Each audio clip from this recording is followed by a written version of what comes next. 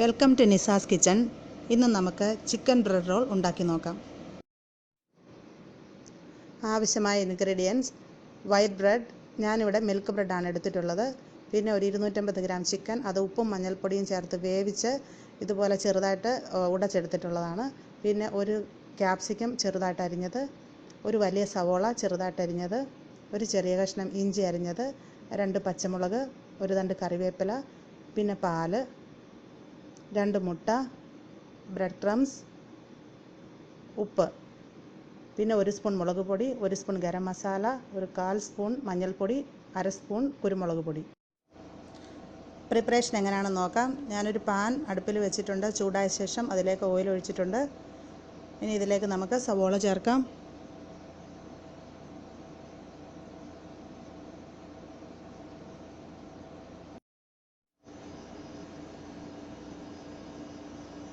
ഇനി ഇഞ്ചി ചേർത്ത് കൊടുക്കാം. ഇനി ഇത് രണ്ടും കൂടെ നമുക്കൊന്ന് ജസ്റ്റ് വഴറ്റിയെടുക്കാം. ഇതൊന്ന് വഴന്ന് വന്നിട്ടുണ്ട്. ഇനി ഇതിലേക്ക് നമുക്ക് അരിഞ്ഞു വച്ചിരിക്കുന്ന പച്ചമുളക് ചേർക്കാം, കറിവേപ്പില,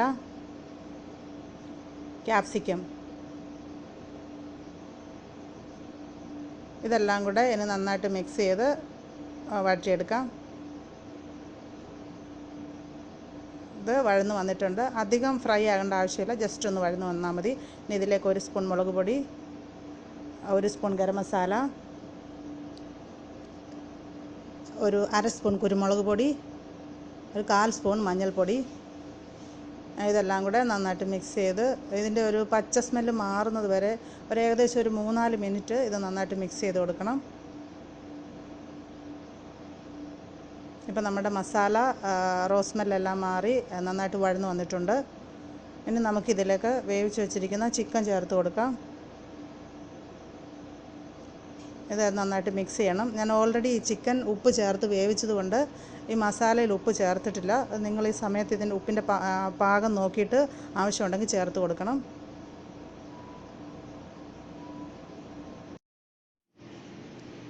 ഇതിലേക്ക് കുറച്ചുകൂടെ ഓയിൽ ആഡ് ചെയ്ത് കൊടുക്കാം. ഇനി നമുക്കിത് നന്നായിട്ട് മിക്സ് ചെയ്ത് ഡ്രൈ ആക്കി എടുക്കണം. നന്നായിട്ട് മൊരിഞ്ഞു വരണം.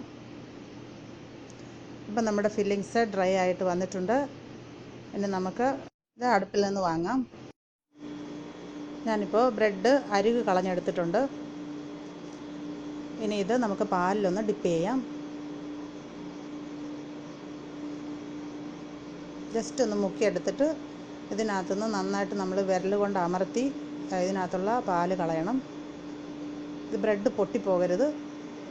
ഈ 2 കൈകളുടെ ഇടയിൽ വെച്ചിട്ട് സ്ക്യൂസ് ചെയ്ത് ഡ്രൈ ആക്കി എടുക്കണം.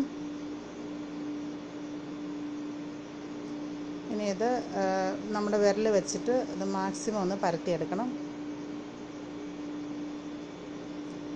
ഇനി തയ്യാറാക്കി വെച്ചിരിക്കുന്ന ഫില്ലിങ്സ് ഇതിൻ്റെ ഉള്ളിലോട്ട് വെക്കണം.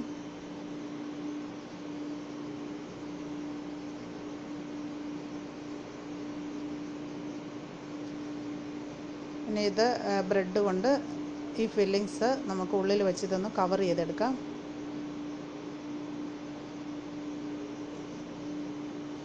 എന്നിട്ട് കൈ കൊണ്ട് ഒന്ന് ഷേപ്പ് ചെയ്ത് ഇതുപോലെ റെഡിയാക്കി എടുക്കണം. നമുക്കിനി ഇത് മുട്ടയിലൊന്ന് ഡിപ്പ് ചെയ്തെടുക്കാം. അധിക സമയം ഇട്ടുകൊണ്ടിരിക്കരുത്, ജസ്റ്റ് ഒന്ന് ഡിപ്പ് ചെയ്തെടുക്കണം. എന്നിട്ട് ഇത് ബ്രെഡ് ക്രംസിലിട്ട് നന്നായിട്ട് കവർ ചെയ്തെടുക്കണം.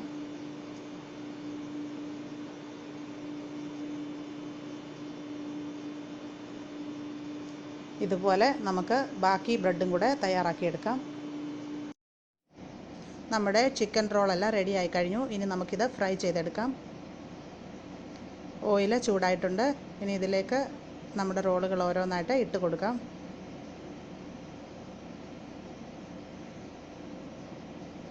ഇതൊരു മീഡിയം ഫ്ലെയിം മതി. ഇപ്പോൾ ഇതിൻ്റെ താഴ്വശം മൊരിഞ്ഞ് വന്നിട്ടുണ്ട്. ഇത് നമുക്ക് മറിച്ചിട്ട് കൊടുക്കാം.